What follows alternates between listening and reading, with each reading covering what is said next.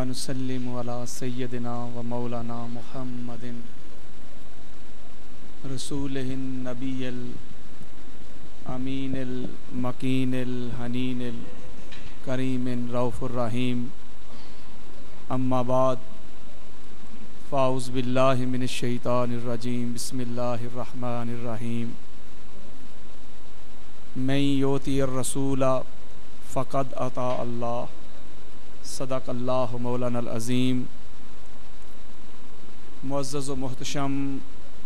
جناب عزت مآب محترم جج صاحبان، وکلاء حضرات، تحریک منہاج القرآن کے قائدین و کارکنان وابستگان اور دور دراز سے قرب و جوار سے آئے ہوئے عاشقان مصطفیٰ، آپ سب کو آج کی اس پاک طاہر اور مطہر محفل میں خوش آمدید کہتا ہوں۔ چونکہ وقت کے دامن میں زیادہ گنجائش نہیں ہے،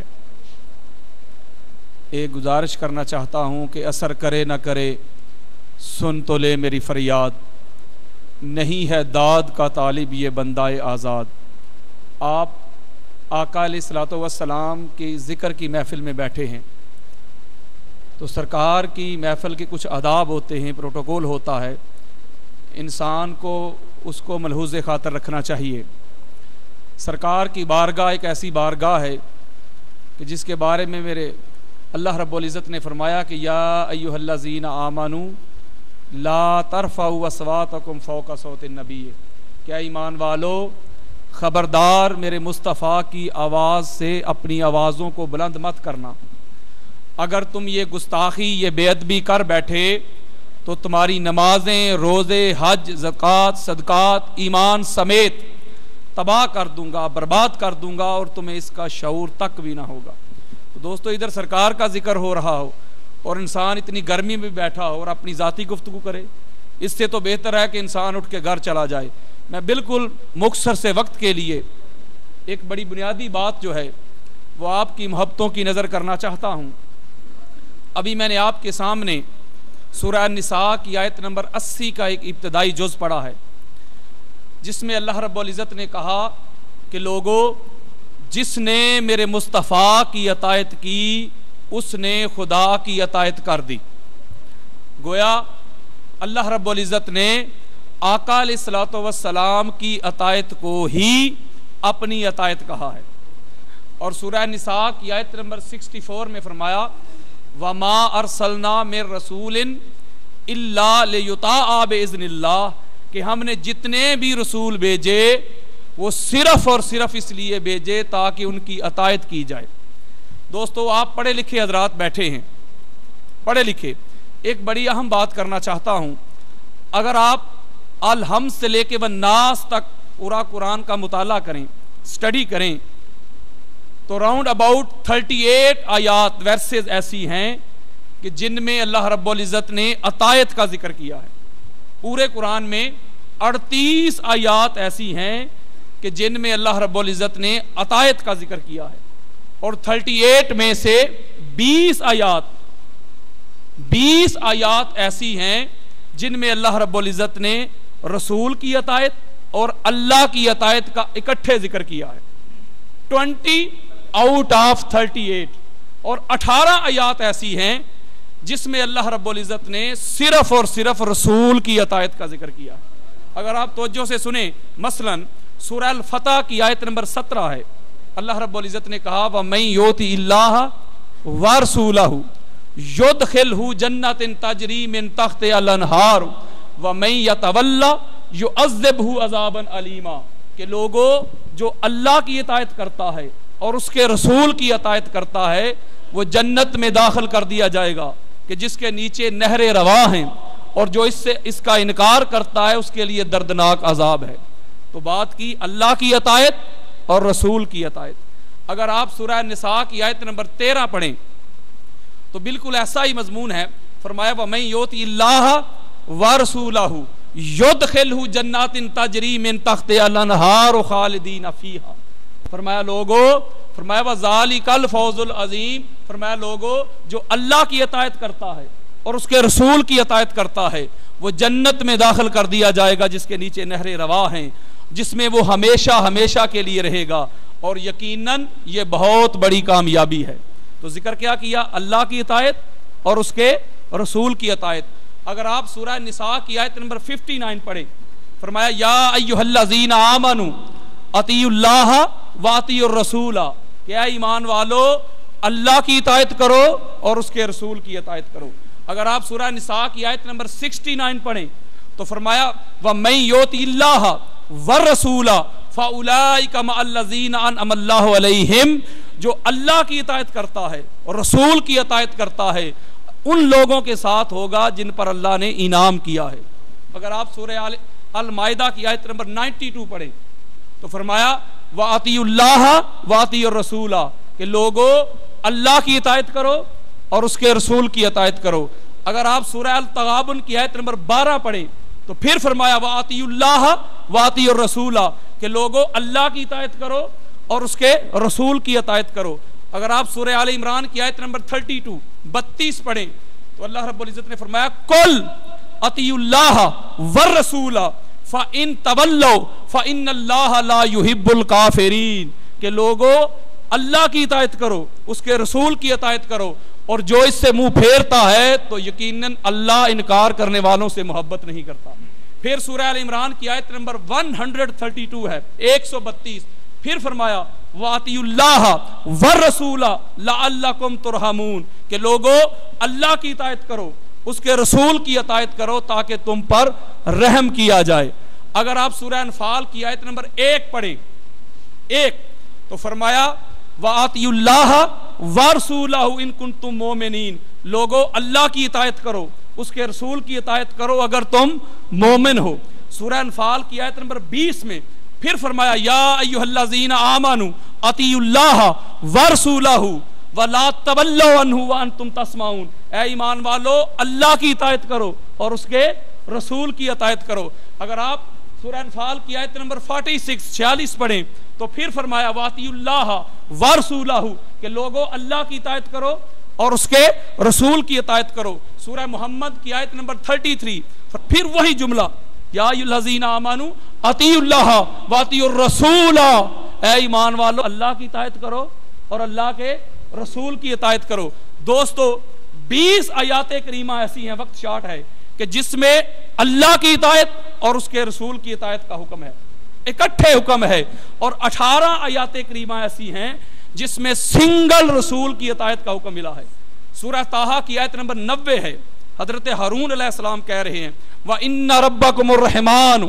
فَاتَّبِعُونِی وَأَطِیعُوا أَمْرِی، کہ لوگو تمہارا رب رحمان ہے، میری اتباع کرو اور میری ہی اطاعت کرو۔ پھر اگر آپ سورہ شعراء کی آیت نمبر 125 پڑھیں 126 پڑھیں تو حضرت ہود علیہ السلام کہہ رہے ہیں انی لکم رسول امین فاتقوا اللہ وَأَطِیعُونِ، کہ لوگو میں تم سب کی طرف ایک ایمانت دار رسول بن کے آیا ہوں، اللہ سے ڈرو اور اطاعت میری کرو۔ پھر سورہ آل عمران کی آیت نمبر 50 ہے، حضرت عیسیٰ علیہ السلام کہہ رہے ہیں فاتقوا اللہ وَأَطِیعُونِ، کہ لوگو اللہ سے ڈرو اور اطاعت میری کرو۔ سورہ نوح کی آیت نمبر 3 ہے، فرمایا ان اعبدوا اللہ واتقوہ وَأَطِیعُونِ، کہ لوگو اللہ کی عبادت کرو، اللہ سے ڈرو اور اطاعت میری کرو۔ سورہ شعراء کی آیت نمبر 143 144 ہے،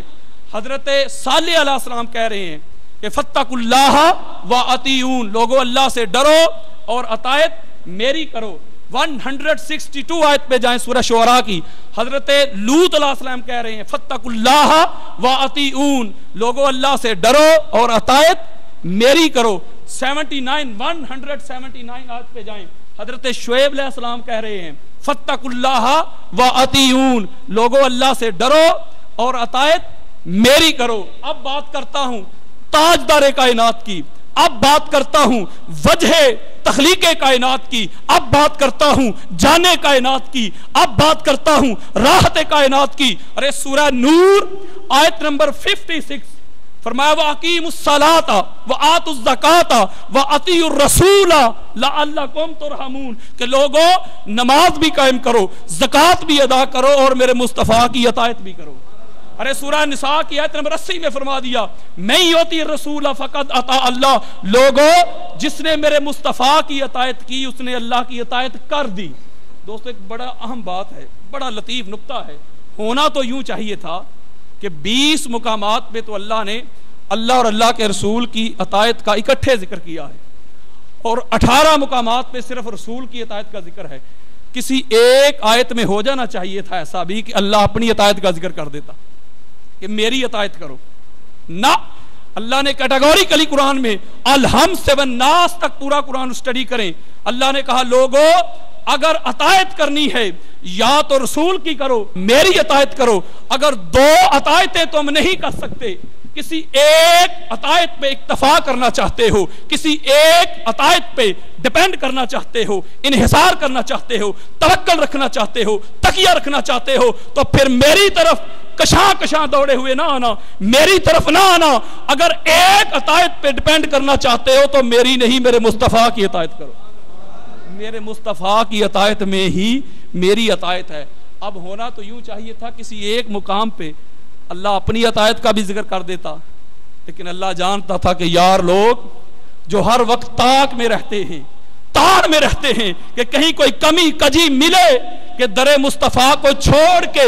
اللہ کی بارگاہ میں کوئی رسائی کا ذریعہ مل جائے، تو اللہ نے کہا کہ میں اس فتنے کا کلا کما کر دینا چاہتا ہوں۔ پیارے اطاعت، نمازیں، روزے، حج، زکوٰۃ، صدقات اس کے قبول کروں گا مصطفیٰ جو تیری غلامی میں آئے گا، تیرے در کو چھوڑ کے۔ وَإِذَا قِيلَ لَهُمْ تَعَالَوْا إِلَىٰ مَا أَنزَلَ اللَّهُ وَإِلَى الرَّسُولِ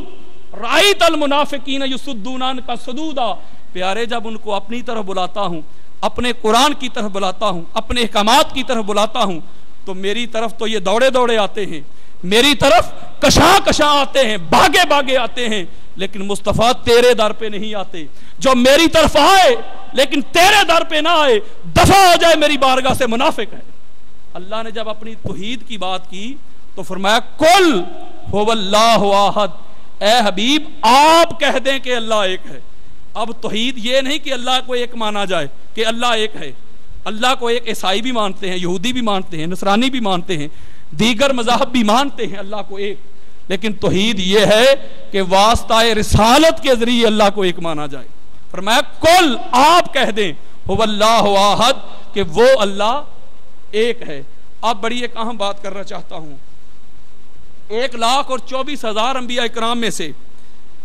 اللہ رب العزت نے جتنے بھی رسول بھیجے ہیں جن کی اطاعت کی گئی ہے، اب حضرت نوح علیہ السلام آئے، ایک وقت آیا ان کی شریعت منسوخ، نئی شریعت آ گئی۔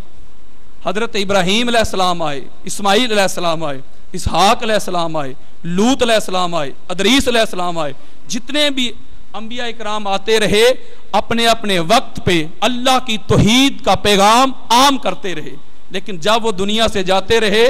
اس کی شریعت بھی منسوخ ہوتی رہی۔ ایسا ہے کہ نہیں بھائی؟ جب حضرت عیسیٰ علیہ السلام آئے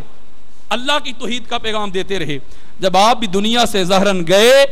تو اب آقا علیہ السلام کی شریعت ہے کہ نہیں بھائی؟ اب قیامت تک کے لیے ارے جس ذات کی اطاعت انسان پہ فرض ہے وہ ذات مصطفیٰ ہے صلی اللہ علیہ وآلہ وسلم۔ اب اللہ رب العزت نے اپنی اطاعت کا ذکر کیوں نہیں کیا؟ اطاعت کے لیے ایک رول ماڈل ہونا چاہیے جس کی انسان اطاعت کرتا ہے۔ اللہ رب العزت کے احکامات ہیں، شریعت ہے، سب کچھ ہیں، لیکن اللہ کہتا ہے میں تمہاری عقل، تمہاری خرد، تمہارے فہم، تمہارے ادراک، تمہارے تخیلات میں آ ہی نہیں سکتا۔ اگر تم میری اطاعت کرنا چاہتے ہو تو ذات مصطفیٰ کی اطاعت میں ہی میری اطاعت ہے۔ اب قرآن سے بات کر رہا ہوں، اگر آپ توجہ سے سنیں گے انشاءاللہ اپنے وقت پہ بات کو ختم کر دوں گا، جلدی سنیں۔